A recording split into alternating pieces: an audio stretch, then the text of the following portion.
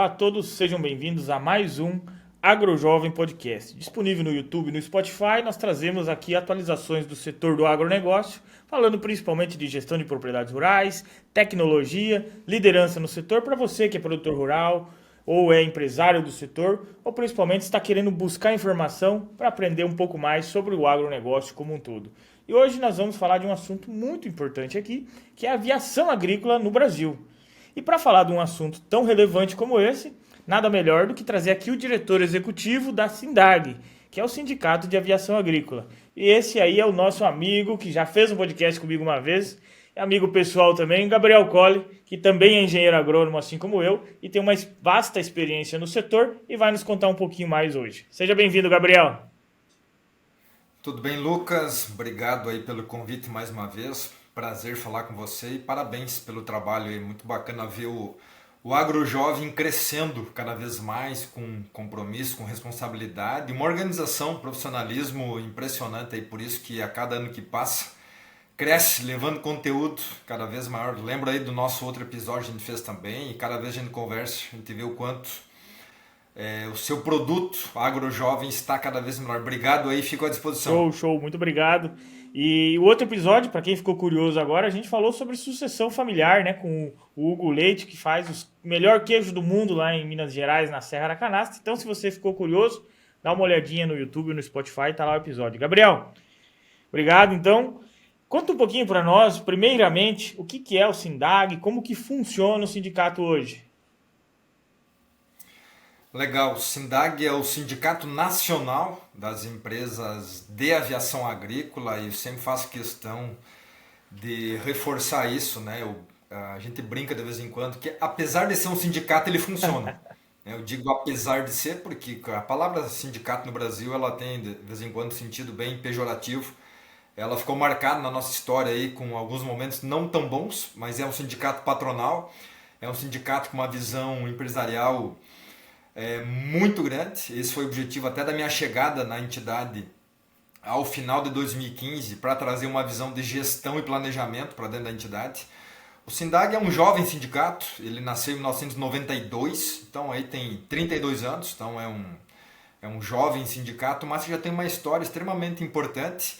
Ele nasceu com a intenção de se formar uma entidade para representar o setor da aviação agrícola no Brasil, porque não existia isso. A aviação agrícola tem 76, 77 anos no Brasil e não havia uma entidade que representasse esse setor, que representasse as empresas de aviação agrícola. E aí nasce o SINDAG, ele nasceu em São Paulo, nasceu em São José do Rio Preto, numa reunião lá com alguns empresários.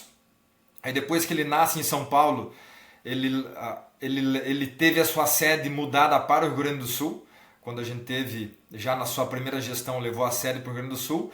E é onde ela está até hoje, mas hoje a gente tem duas sedes. Tem uma sede que fica em Porto Alegre e uma sede que fica em Brasília. Então, até porque hoje o SINDAG atende todo o Brasil. Nós temos associados em 24 estados do país. Então, basicamente, a entidade serve para representar as empresas de pulverização aérea do Brasil, tanto de tripulados e não tripulados, aí entre os drones. Então, a gente já tem a primeira entidade do mundo que recebeu não tripulados, então é um sindicato que nasceu para atender a aviação tripulada, né? No caso os aviões e helicópteros, e agora já há 2 anos, desde que existe uma regulamentação no Brasil para drones, o SINDAG também recebe os drones de pulverização, onde a gente já tem 40 empresas associadas. E o objetivo principal é criar uma cara institucional para o setor e que o setor possa conversar com a sociedade de forma organizada, de forma cada vez mais profissional. Esse é o grande papel que o SINDAG tem hoje. E hoje 92% das empresas do Brasil são associadas. Então a entidade é extremamente representativa, né? Tem feito um trabalho aí realmente de representar o setor em todo o Brasil. Que bacana, Gabriel. E hoje, quais são os maiores desafios que o setor de aviação ele vem encontrando? Porque de vez em quando a gente vê alguma notícia, né? Foi proibida alguma coisa, foi proibido em determinado lugar. E eu sei que cada estado ele tem uma legislação diferente perante a isso. Então, eu acredito que tenha muitos desafios para representar um setor tão importante como esse, né? Com certeza, né? Você falando em desafios, a gente começa a falar sobre o principal que a gente tem, que é o desafio da comunicação. E quando eu falo em comunicação, é as pessoas tanto que estão dentro da agricultura, que estão dentro do agronegócio, entenderem como funciona a atividade da pulverização aérea ou da aviação agrícola, ou o nome que queiram dar, porque muitas vezes até quem está dentro da atividade não entende que ela tem uma regulamentação extremamente rígida, extremamente rigorosa. Imagina quem não está na atividade. Então a gente tem um grande desafio, que é conversar com a sociedade, que é a sociedade entender como funciona a atividade, que é a sociedade entender que quando tem um avião agrícola aí que está trabalhando lá no controle de pragas e doenças nas lavouras, atrás daquele avião agrícola tem todo um setor organizado, tem um piloto que tem um curso, tem uma aeronave regulamentada, tem um receituário agronômico, tem um agrônomo que fez toda a coordenação daquela operação. Existe uma empresa com endereço, existe toda uma regulamentação. Então, o nosso grande desafio hoje é a comunicação. Como todo mundo tem aí um celular, todo mundo hoje é um comunicador, né, eu costumo dizer. Então, à medida que todo mundo é um comunicador, as informações se multiplicam. E, infelizmente, muitas vezes se multiplicam informações erradas, equivocadas do setor. Então, nosso primeiro e principal desafio é a comunicação. É melhorar esse ambiente para que as pessoas entendam como funciona a atividade. Porque, historicamente, a agricultura se comunicou muito mal com a sociedade. A gente deixou passar muito tempo.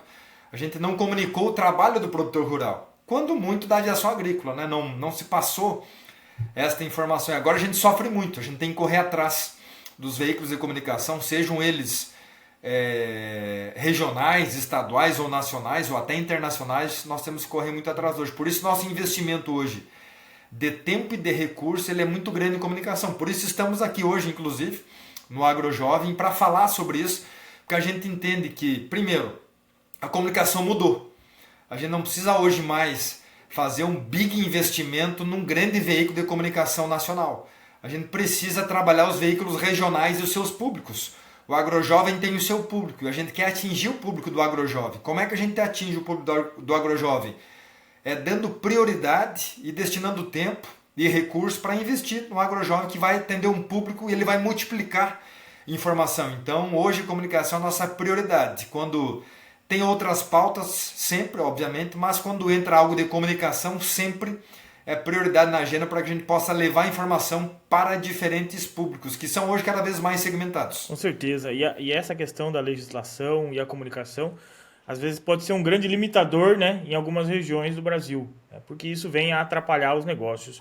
E hoje, essas empresas que trabalham com aviação agrícola, elas trabalham lá com avião, né? Você comentou de helicóptero também e drones, é isso?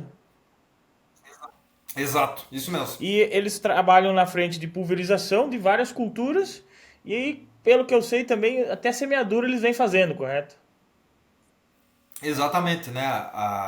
A legislação da aviação agrícola permite que o avião agrícola cumpra o papel, obviamente, de aplicar os defensivos, que é o principal, que é o que mais se tem hoje, mas também faz semeadura, também combate incêndio, né? A gente tem muito problema de incêndios florestais no Brasil e o avião tem essa habilitação para fazer esse combate também, além de fazer povoamento de rios, né? Com alevinos. Verdade. Algo muito pouco feito no Brasil, mas a regulamentação permite que seja feito com um avião agrícola. Já foi feito algumas vezes, muito pouco, né? Mas é uma alternativa também fazer Eu lembro isso. que apareceu no jornal aquela vez lá, quando ia ter a infestação de gafanhoto lá e o sindicato foi acionado, correto?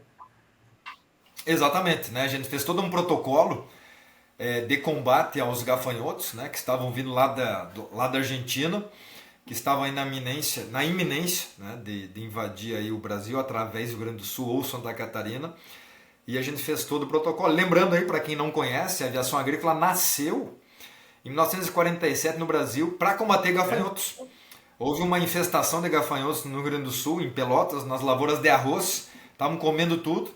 Aí um engenheiro agrônomo e um fiscal agropecuário tiveram a ideia de adaptar algumas barras lá numa aeronave e assim, resumidamente, obviamente aqui, começou a pulverização aérea no Brasil, né, através da infestação de gafanhotos, que foi combatida com um avião na época adaptado lá por um fiscal agropecuário, obviamente, aí um agrônomo lá da Universidade Federal de Pelotas, que começou todo esse processo que a gente tem até hoje de inovação e tecnologia no campo aí, através da aviação Legal. agrícola. E quando a gente fala de aviação agrícola, muitas vezes o produtor pensa, ah, mas será que eu não compro um pulverizador? Ou em que momento eu preciso fazer uma prestação de serviço, contratar uma pulverização? Quando a gente olha para os benefícios da aviação agrícola comparado com uma pulverização, por exemplo, tradicional, o que são os principais benefícios que nós vemos hoje? Para quem está buscando, às vezes acha que é caro, nem vai atrás, né, Gabriel? Mas que muitas vezes poderia lá fazer um orçamento, fazer uma contratação e ter, né, obter na sua lavoura esses benefícios voltado principalmente na aviação agrícola. Um detalhe extremamente importante, é um mito que a gente já conseguiu quebrar, é que a aviação agrícola é cara. Isso, assim como qualquer tecnologia, é óbvio, ela já foi cara um dia porque tinha pouco. À medida que você aumenta, você tem mais empresas, tem mais equipamentos, tem mais produtor usando, esse preço cai. Como qualquer tecnologia. O celular é um exemplo, que era caríssimo, agora ele é de uso, de todo mundo tem. Não tem nem como trabalhar sem ter o equipamento. E a aviação agrícola aconteceu a mesma coisa.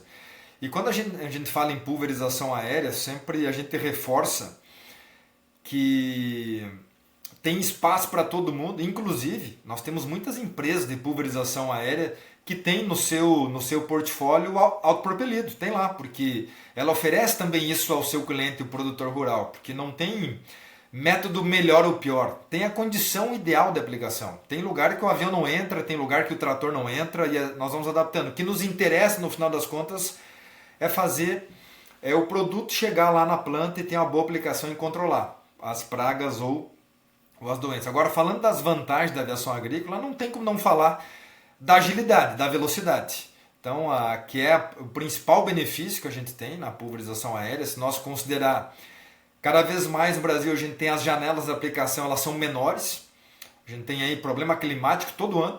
Ou chove demais ou chove de menos. Nós estamos tendo aí anos muito ruins para as nossas lavouras no Brasil. Infelizmente, essa indústria a céu aberto chamada agricultura é um desafio. Isso não é para amadores. Então a aviação agrícola consegue cumprir um papel extremamente importante. Dando um exemplo aqui em números, pegar aí em 1 hora de aplicação com um avião, obviamente isso aqui é uma média, tá? Que a gente consegue fazer, isso depende de cada aeronave, depende da região, depende do clima, depende do relevo, uma série de coisas, mas um avião consegue fazer até entre 450 e 500 hectares em 1 hora de aplicação. Então você imagina, né, o nível de produtividade. Não tem trator no mundo, não tem autopropelido no mundo que consiga fazer isso. E não quer dizer que ele é ruim, não, é porque a ferramenta ela não tem a velocidade que o avião tem. O avião trabalha a 250 km por hora. Então a principal vantagem é a agilidade, a velocidade que a aeronave tem. Além, obviamente, de você não provocar, não fazer amassamento, né? Não faz amassamento nas plantas. Então a gente tem estudos aí que chegam a mostrar que o fato de não ter o amassamento, você deixa de perder aproximadamente 2,5 sacas, 3 sacas de soja. Se nós fazer a conta aí, né, em reais, daí quase R$ 400 hoje, dependendo obviamente do lugar do Brasil. Só com o não perder, você paga a aplicação aérea e sobra dinheiro ainda. Então são dois principais benefícios que o avião tem, então que eu destaco aqui. Além, obviamente, da segurança da aplicação. Hoje a gente tem tecnologia que é a mesma que está no equipamento terrestre. Os bicos são os mesmos. Você tem um DGPS hoje que você consegue monitorar toda a aplicação. Você faz planejamento em solo, depois você faz os voos e você entrega para o cliente o mapa da aplicação. Ele vai enxergar exatamente onde caiu o produto, quanto caiu, onde não foi aplicado. Então ele consegue ver exatamente a eficiência da aplicação. Isso evoluiu muito, né? Quem conheceu a aviação agrícola da década de 90 não conhece mais, porque de 2000 para frente é uma revolução no setor. Legal. E o que é mais interessante, eu vejo que o SINDAG faz muito isso, é a capacitação, né? Seja para aplicações, seja para os próprios líderes, né, das empresas e principalmente para a segurança de voo também, né? Eu vejo que trabalham muito forte quando eu acompanho o Instagram do SINDAG e tem muito forte isso da capacitação para ter o quê? Para ter aperfeiçoamento dos empresários, correto? Isso mesmo, a gente fez aí tempos atrás nosso planejamento estratégico, ainda no primeiro ciclo, lá em 2016, a gente mapeou o tema capacitação ele deveria estar muito presente. E a gente segmentou todos os atores da cadeia, desde o empresário, o piloto, o agrônomo, os técnicos agrícolas, o pessoal administrativo, todo mundo. E começou a segmentar capacitações para todo mundo, né? Mobilizar isso e a gente consegue ver uma evolução muito grande da forma de gestão das empresas, da forma de organização. Então, e quando a gente fala do piloto, obviamente, a grande preocupação é a segurança dos voos, porque a gente tem, sim, ainda muitos incidentes, todos os anos, infelizmente, mas o Brasil hoje tem a segunda maior frota do mundo, mas a gente é a frota que mais voa no mundo, a gente voa muito mais que os americanos têm mais aviões, mas a gente voa mais, porque aqui a gente voa 12 meses do ano. Os americanos não voam 12 meses do ano, porque eles não conseguem, né? Porque tem neve, enfim, tem uma série de problemas. O Brasil voa muito mais.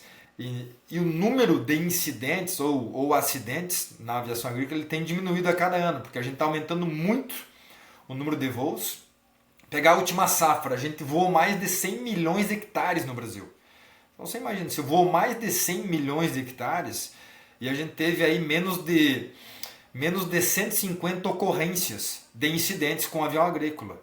Se nós pegar que cada avião agrícola na safra voa, faz em média entre 80 e 100 pousos e decolagens por dia. Se nós pegar o Brasil todo, são milhares de voos. Então o número de ocorrência é muito baixo. Mas, obviamente, nosso trabalho é levar isso para zero. A expectativa, né, é chegar ao mínimo possível. E do outro lado disso, né, essa é os tripulados. Mas nós temos aí, iniciando muito forte, e faz pouco tempo que alavancou a questão dos drones também, né? Os drones, eles vêm tanto direto com o produtor como a prestação de serviço. Se a gente colocar lado a lado, como é que está o crescimento dessas duas frentes hoje no Brasil? Porque a gente está começando a ver muito drone, né? Avião a gente vê, eu estou numa região que tem uma aviação agrícola forte, mas está começando a vir muito forte essa questão dos drones de pulverização também. O crescimento dos drones no Brasil, ele tem nos assustado a velocidade do crescimento. Sempre lembrando que o Brasil foi o primeiro país do mundo a fazer uma regulamentação para os drones na agricultura, e aqui falando da agricultura, falando da pulverização com o uso de drones, não estou falando de imageamento, de mapeamento, que isso já existia. Em 2021, o Ministério da Agricultura publicou a primeira normativa, então a gente está falando aí de 2 anos, dessa normativa. Havia uma expectativa de chegar, que o Brasil tivesse ao final de 2023 algo na casa de 1.500 drones de pulverização. Havia uma expectativa e esse número não se confirmou. Ele foi mais ou menos 10 vezes mais que isso. Os números aí dizem, há uma estimativa, porque ainda os dados oficiais não confirmam isso, que o Brasil já passou de 10 mil drones de pulverização. Então o número ele é absurdo o crescimento. E esses dados a gente consegue chegar olhando pela importação, porque a gente consegue saber quantos drones foram importados e aí a gente consegue ter essa estimativa de quantidade. Segundo os dados oficiais, eles são aí quase 2 mil, porque o pessoal tem que comprar e tem que registrar eles na ANAC e no Ministério da Agricultura. O pessoal não está fazendo isso ainda, porque ainda é muito novo, está se construindo, o pessoal está agora recebendo as informações, então o crescimento ele é muito grande, ele é absurdo. Se seguir nessa batida aí, a gente acredita que nós vamos chegar a final de 2024 com mais de 20 mil drones, tranquilamente. E a gente fez alguns cruzamentos de dados, de potencial, expectativa, mercado, e nós chegar a 2028 com 50 mil drones no Brasil. Tudo voltado à pulverização. E os benefícios são... falando aqui de drones de Os pulverização. benefícios são parecidos com o da aviação, né? Mas começa a pegar outras atividades. Produtores menores, acredito eu. E eu tenho clientes também que fazem pulverização de drone no eucalipto, né? Então, assim, a gente começa a ver uma diversidade e um ganho, né, no serviço, na prestação de serviço em outras áreas, né, que antes não era tão frequente com a aviação em si. Então, tá vendo isso também, o crescimento. E outra, né, Gabriel? O Brasil tem diferentes culturas ao longo do seu território, né? Então, o drone ele consegue abranger muita coisa, né? Exatamente, né? E falando do ponto de vista de capacidade, os drones hoje que estão no mercado, autorizados a operar, a grande maioria eles levam 40 litros de cauda e de aplicação, né? Enquanto os aviões, pegar o avião menor hoje, vamos pegar ele, parte de 600 litros. Então você não tem uma competição por área. O drone hoje está pegando um mercado que o avião não consegue atender. Em áreas mais próximas de cidades, áreas mais próximas de matas e rios, até porque a distância que o drone tem que respeitar ela é menor. Enquanto o avião tem que respeitar 250 metros, o drone é 20 metros. Então o drone consegue entrar numa área que o avião não entra. E o que a gente está vendo, para nossa alegria aí, e eu como técnico, né, como agrônomo, fico muito feliz de ver, que o drone está tirando da nossa agricultura o equipamento costal. O drone está tirando o costal, porque o costal você tem um problema de contaminação do trabalhador rural com o agrotóxico. E é um desafio que a gente tem no Brasil, que é fazer isso. Então a gente está vendo o drone tirar esse mercado do costal, que isso é muito positivo. Né? Que é extremamente positivo, você diminui um pouco a exposição do trabalhador rural ao agrotóxico, que é um grande desafio. Né? Não é segredo aí para ninguém o quanto a gente tem desafios no Brasil, principalmente pelo baixo nível de capacitação de muitos trabalhadores no meio rural, que acabam não tendo noção do produto que ele está aplicando e acaba aplicando sem EPI, sem uma série de equipamentos que são necessários. O drone está ajudando nisso. Né? Então a gente espera, há uma expectativa que os drones passem a aumentar de tamanho. Já tem fabricante aí colocando drone de 150 litros no mercado. Obviamente que eles aí entram num outro nível de regulamentação, de fiscalização, inclusive dentro da ANAC, porque você tem a questão do espaço aéreo que deve ser respeitado, tem que ter um cuidado. Então a gente acredita que em 2024 nós vamos ter mais uma revolução no mercado de drones de pulverização, com certeza, vai avançar ainda mais. Pô, bacana demais isso daí, hein? E para quem está abrindo empresas nessa frente, qual que é a dificuldade para quem quer começar, né? A gente tem muitos empreendedores, tem também produtores que estão indo para o empreendedorismo, abrindo empresa, prestação de serviço, né? A prestação de serviço de uma maneira geral, não só no caso da aviação, mas com colheita, com plantio e com pulverizações a solo, ela vem crescendo também e acredito que o mercado vai se expandir nessa frente, que o custo do maquinário hoje ele está alto, né? E algumas propriedades não viabiliza o produtor ter esse maquinário e ele está indo para a prestação de serviço por causa da eficiência, profissionalização e todos os benefícios que você já citou no caso da aviação. Para quem está querendo começar hoje, por onde que vai, quais os primeiros passos e se tem uma dificuldade, uma burocracia muito grande nessa frente ou ainda não? Sabe que eu particularmente eu sou um fã da terceirização. Né? Particularmente eu sou um fã da terceirização, porque muitas vezes você ter as coisas, no ponto de vista de maquinário, você impacta em custos de manutenção que são muito E a altos. imobilização de A gente tá capital falando- ainda, né? Exatamente. Você deixa o capital imobilizado e você precisa fazer manutenção. E quando a gente fala aqui em aviação agrícola, o desafio ele é muito grande. Nesse sentido, primeiro, abrir uma empresa de aviação agrícola não é, eu costumo dizer que não é para amadores, porque não é nem pela questão da burocracia, é uma burocracia aí, não posso falar normal porque ela não é normal, porque é algo muito específico, né? Você precisa iniciar um processo dentro da ANAC, que hoje ele é muito mais rápido, ele levava 2 anos e a gente fez um trabalho muito grande e você consegue hoje trabalhar dentro da ANAC com menos de 6 meses, você tem a empresa liberada aí para funcionar. Mas não é só isso, né? Para que você possa ter autorização da ANAC, você precisa ter as aeronaves. E para que a aeronave possa decolar, ela tem que ter um piloto. Esse piloto tem que ter toda a formação.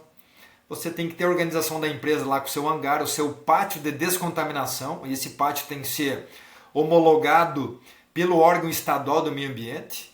Então veja, estou falando aqui da ANAC, eu falei do curso de piloto, eu falei aqui do órgão ambiental do estado, que tem que homologar o pátio. Tem que fazer o seu cadastro no Ministério da Agricultura para que você possa cadastrar o seu agrônomo.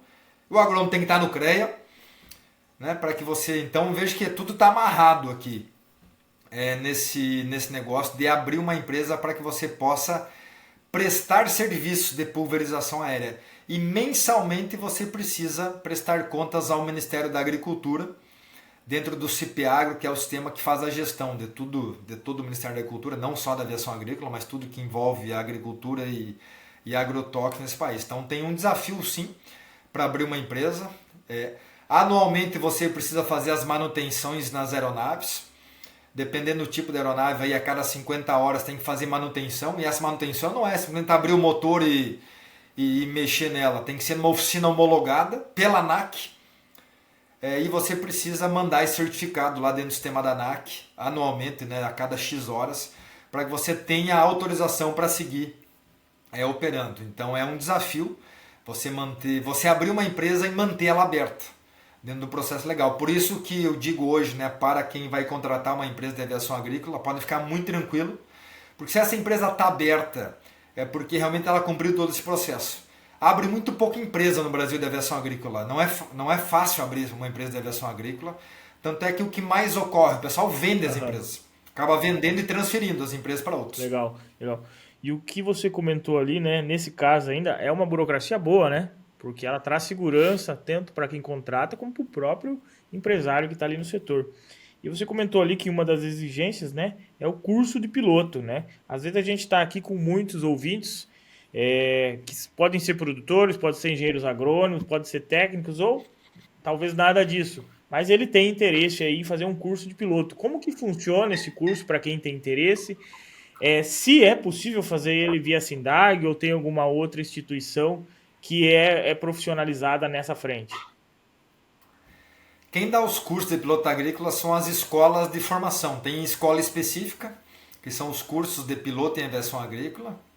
A gente tem muito poucas no Brasil hoje, inclusive, tem só 5 escolas que dão curso no Brasil, que são homologadas pela ANAC para poderem dar o curso. Como é que chega a ser um piloto agrícola? O piloto agrícola é a pós-graduação na aviação, né? E explico aqui para que todos possam entender.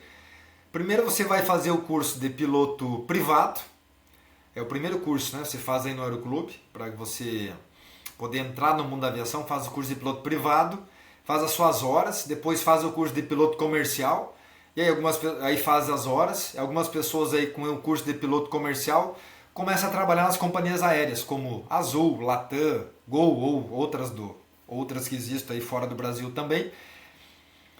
Aí depois que você tiver o piloto privado, o piloto comercial e tiver no mínimo 370 horas de voo, você pode se candidatar a fazer o curso de piloto agrícola. Então o piloto agrícola é o último da fila. Realmente é a pós-graduação da aviação, é o piloto agrícola, porque realmente você tem um nível de especificidade muito grande. Você está voando a 3 metros de altura, a 250 km por hora no mínimo, carregando aí uma carga de produto químico. Então você tem um risco muito grande. Então por isso o nível de exigência ele é tão alto, né? Então quando você vê aí algum piloto agrícola trabalhando, é importante respeitar, né? Que atrás daquele manche ali que está coordenando aquela aeronave tem alguém com uma formação muito grande, muito rígida. É difícil chegar a ser piloto agrícola, é muito caro, né? Veja que eu falei aí que são 370 horas no mínimo para você poder fazer o curso. Uma hora hoje no Aeroclube não baixa de R$800, uma hora de voo hoje. Então só fazer a conta aí. Quanto é que custa hoje para formar um piloto agrícola? Agora, já que você falou da formação, acredito que o nosso ouvinte aqui bateu a segunda curiosidade, que é quanto que ganha um piloto agrícola, né? Em média por aí. Tem essa base ou é por trabalho? Legal, hoje, segundo a convenção coletiva, existe um valor fixo que ele ganha mensal, mas o grande ganho dele está na comissão. Ele ganha comissão de 15,5% de tudo que ele produz. Então a comissão hoje é de 15,5%. E aí sim, varia muito, dependendo do lugar do Brasil, porque tem aí regiões do Brasil, como Mato Grosso, Bahia, que são áreas muito maiores, que voam muito mais, né? Que aquela aeronave acaba faturando muito mais. O Rio Grande do Sul voa menos, Santa Catarina voa menos, então isso é muito relativo. Mas a gente tem sim, é uma remuneração bem razoável, um valor interessante, mas sempre lembrando, né, que esse piloto agrícola ele dificilmente voa os 12 meses, né? Uma safra aí que vale entre 4 a 6 meses do ano, é o período que ele consegue trabalhar. Tem toda uma limitação de horas também, tem a limitação das culturas, alguns acabam migrando de região no Brasil para poder voar mais ao longo do ano, mas diluindo, né, você trabalha com gestão, aí diluindo nos 12 meses do ano é uma remuneração extremamente razoável, que esse piloto consegue ganhar. Se eu tivesse que dar um número aqui de uma safra, uma média, lembrando, isso aqui é uma média, tá? Isso varia muito, mas entre 250 a 350 mil reais por ano fatura um piloto agrícola, né? Que ele dá a nota fiscal dele lá da comissão, né? Porque é o grande valor, né? Que ele ganha é a comissão, ele tem um valor fixo na CLT lá, que varia, que é uns R$ 4.500 por aí, mais ou menos de fixo, por mês, mas ele tem o comissionamento dele, que é o grande valor, que é o grande ganho dele, que é o que ele ganha aí pela produtividade que ele tem. Olha só que interessante. Então, para você que está nos ouvindo aqui, trabalhar como piloto agrícola pode ser uma grande oportunidade, embora não seja simples, como o Gabriel muito bem falou. Tem toda uma formação aí que não é nem barata e nem fácil, mas que pela remuneração a gente pode perceber que vale a pena, né, Gabriel? E já voltado aos drones, não tem toda essa formação, é algo mais simples talvez para operar, ou é só comprar o drone, no caso aí muito de produtores, né, que compram o drone, não precisa ter essa formação, ou como é que funciona nesse caso? E aproveitando aqui já que você falou, antes de falar do drone, tudo que eu falei antes que as empresas têm que cumprir, o produtor que é dono de avião tem que cumprir também. Ele tem que ter o cadastro na ANAC, no mapa, tem que ter o agrônomo, o piloto, tem que fazer todas as manutenções, é a mesma coisa. É o mesmo sistema lá, então por isso que eu sempre digo aí que o produtor rural tem que pensar muito bem se ele quer ser dono do avião ou ele quer contratar alguém para aplicar para ele. Sempre é melhor contratar alguém para aplicar para ele. Óbvio, existem regiões do Brasil que não tem empresa e o produtor acaba comprando, né? Então é um desafio que a gente tem também, porque o Brasil é muito grande. Feito parênteses, falando dos drones também tem uma formação. Existe um curso que é o CAR, que você precisa fazer para poder operar um drone. Tem que ter no mínimo 18 anos de idade para você poder fazer esse curso. Tanto produtor rural que compra o drone, quanto empresas que são prestadoras de serviço. Tem que fazer esse curso. Então, para poder operar o drone, quem dá o curso é o Ministério da Agricultura, através de empresas que são homologadas. Tem empresas que o Ministério homologou, que podem dar esse curso. Tem empresa que atende o Brasil todo e trabalha online. Então, tem muito curso rodando aí, é uma oportunidade interessante. E a mesma coisa, tem que registrar o drone na ANAC, no Ministério da Agricultura, tem que registrar no CIPAgro, tem que ter o agrônomo responsável técnico para fazer as receitas, e essas receitas tem que cadastrar no CIPAgro e todos os meses tem que mandar o relatório. Obviamente, o mercado está começando, o Ministério ainda não consegue dar conta de fiscalizar todo o Brasil. Está começando, tanto é que os próprios dados estão bem desatualizados, mas a gente já tem indicativos do Ministério da Agricultura de uma força-tarefa aí no Brasil todo para melhorar essa organização do mercado de drones, porque diferente do mercado da aviação tradicional tripulada, nos drones a gente tem pessoas que não são do meio aeronáutico, que são aí curiosos, que até como investimento acaba adquirindo um drone e não faz a mínima ideia de como é o mercado, não faz ideia do que é um receituário agronômico, do que é bula, do que é produto, do que é agrotóxico, do que é uma lavoura. Entrou na onda, né? Que enxergou, leu em algum lugar que é um bom negócio. A gente fez até uma pesquisa e deu meio a meio aí que a metade não são pessoas da agricultura que está no mercado de drones hoje e a metade são. Então isso é bom e é ruim.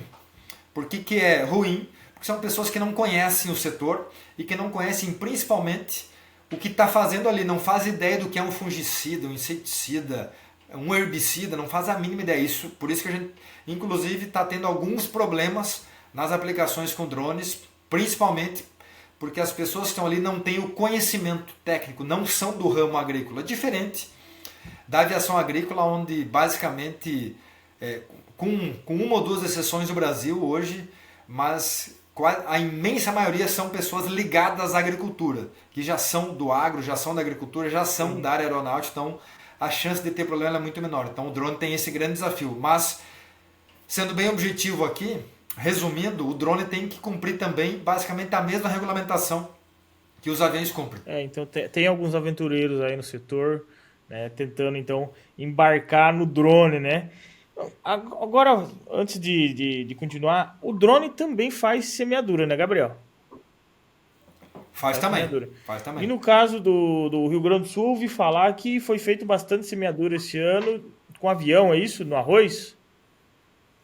Exato. Né? O Rio Grande do Sul, ele sempre trabalhou muito com a semeadura aí no arroz irrigado, mas como nessa última safra a gente teve, enfim, chuva demais, né? Não é novidade aí para ninguém, choveu muito e as lavouras estavam encharcadas demais da conta e a única forma de fazer o plantio foi com avião. Então, os aviões foram muito demandados para fazer o plantio das lavouras de arroz. Outra dúvida minha agora, que pode ser dos nossos ouvintes.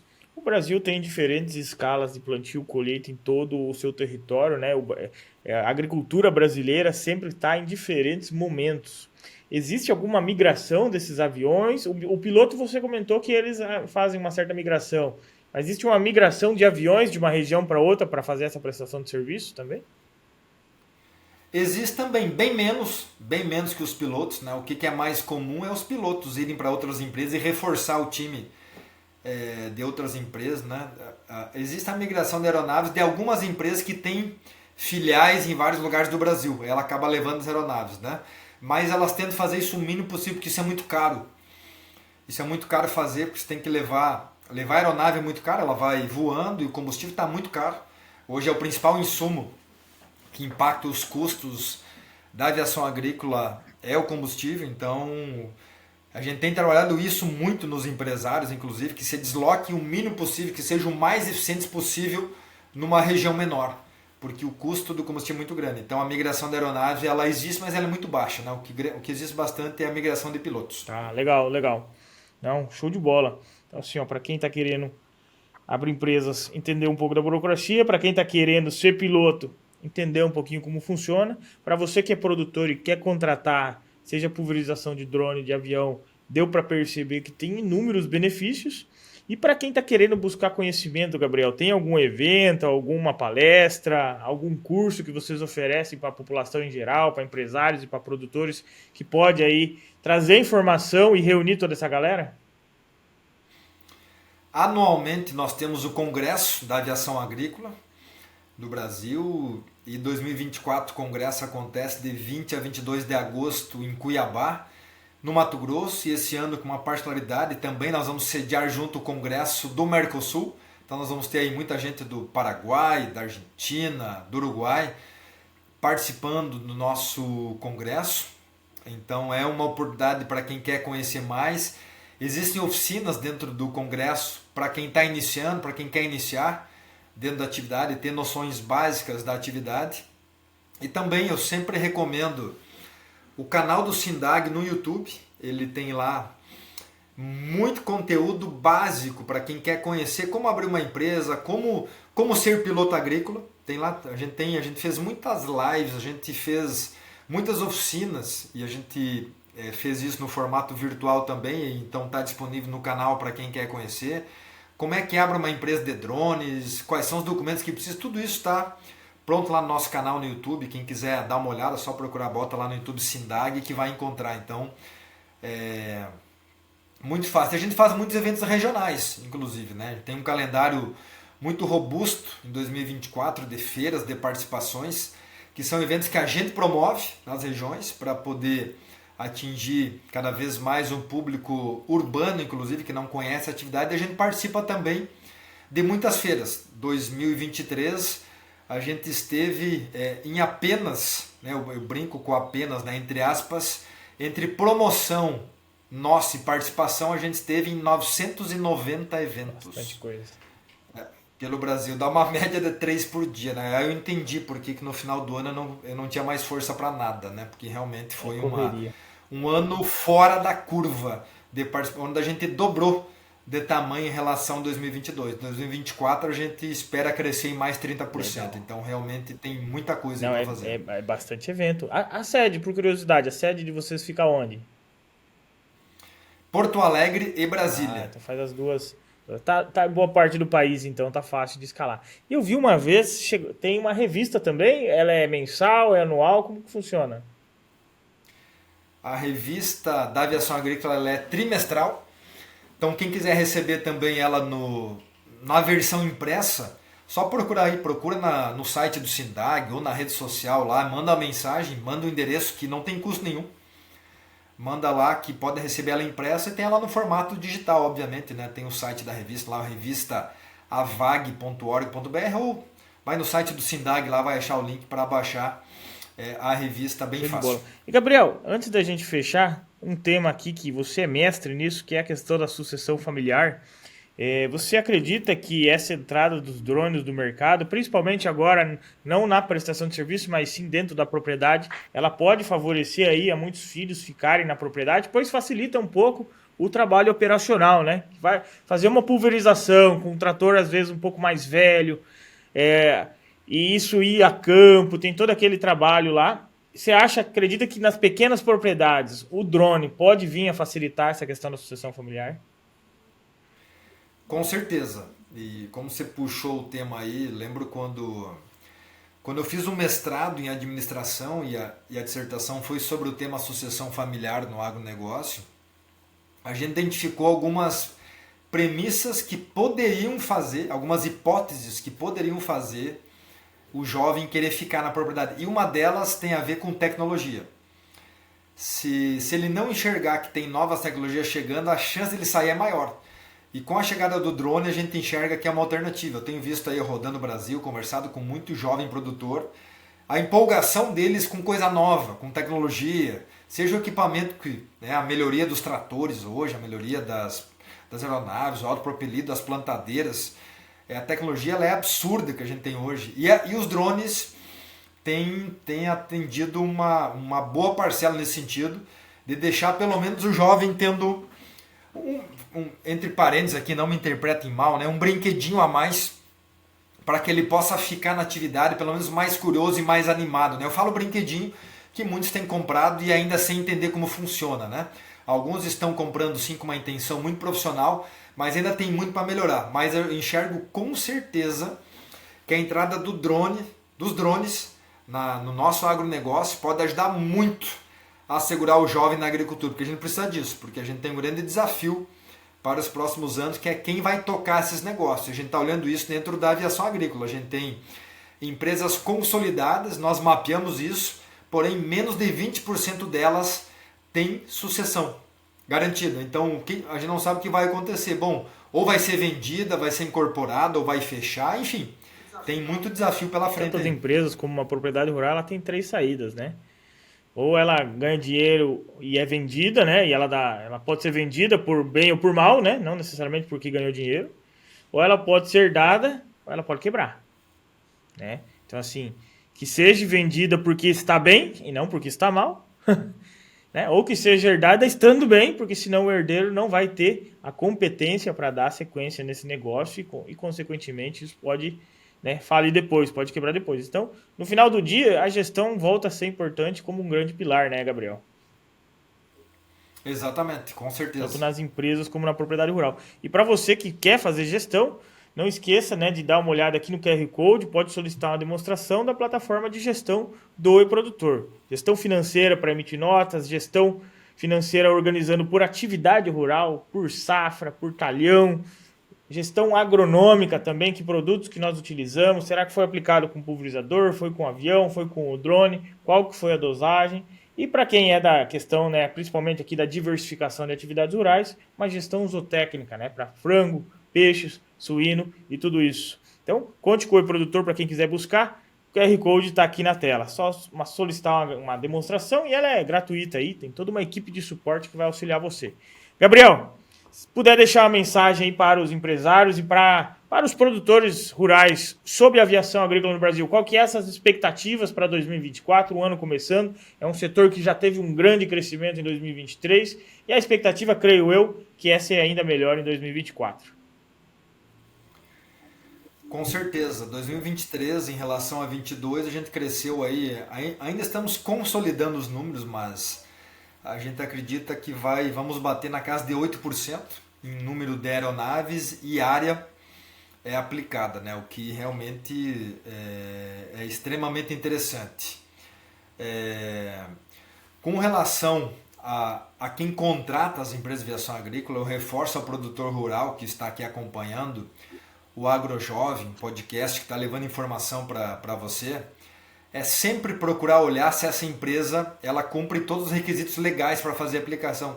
Se tem dúvidas, entra no site do SINDAG e dá uma olhada lá, a gente tem a lista dos associados nossos e todos os nossos associados a gente checa periodicamente a documentação deles, senão ele nem é mais nosso sócio, inclusive. Então, se tem dúvida, manda uma mensagem aí, porque tem uma mudança na legislação desde o final do ano agora, de 23, que o produtor rural que contratar a empresa que não tem todos os requisitos, ele também está incorrendo em crime ambiental. Tem uma mudança na legislação da ANAC nesse sentido, então é importante que o produtor rural esteja conectado e ligado nisso. A gente tem trabalhado muito essa comunicação com os sindicatos rurais, principalmente para que eles saibam dessa informação, a importância de contratar uma empresa que esteja 100% legalizado. E para os empresários do setor, né, que sigam investindo, mas que sigam sempre buscando a profissionalização do seu negócio. Cada vez mais importante que busquem sempre as boas práticas de gestão. E quando eu falo boas práticas de gestão, estou falando aqui em fazer a aplicação só onde é possível. Né? Você tem área que tem risco, não faz aplicação, não há nem problema. Né?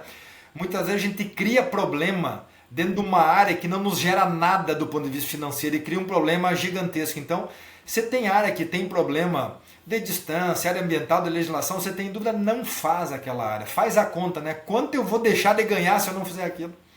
Então essa é a dica que eu tenho dado, falado muito para os empresários. Você tem dúvida, não faz a área, porque com certeza você tem áreas muito melhores. É melhor você ter o avião guardado no hangar do que você estar correndo risco fora. Então tenha esse cuidado sempre. Né? E mais uma vez agradecer, Lucas, aqui, parabenizar pelo trabalho do AgroJovem por levar informação tão qualificada para todos e obrigado pelo espaço aqui. Um grande abraço aí, sempre à disposição. Eu que agradeço. O Gabriel, que é um grande amigo meu lá da JCI, né, foi presidente nacional do JCI, que aproveitando, né, o pitch, né, Gabriel, é uma grande escola de liderança que tem aí em todo o Brasil, que promove o desenvolvimento de liderança nos jovens, né, através de projetos, concursos de oratória, debate, um bom companheirismo, e a gente aí faz amigos pelo Brasil inteiro, e o Gabriel foi sempre um prazer quando eu encontro ele nos eventos da JCI. Obrigado, Gabriel, por mais esse episódio, que possamos fazer vários, e um grande sucesso aí ao setor de aviação agrícola. Um grande abraço, pessoal. Valeu, Gabriel. Valeu, abraço.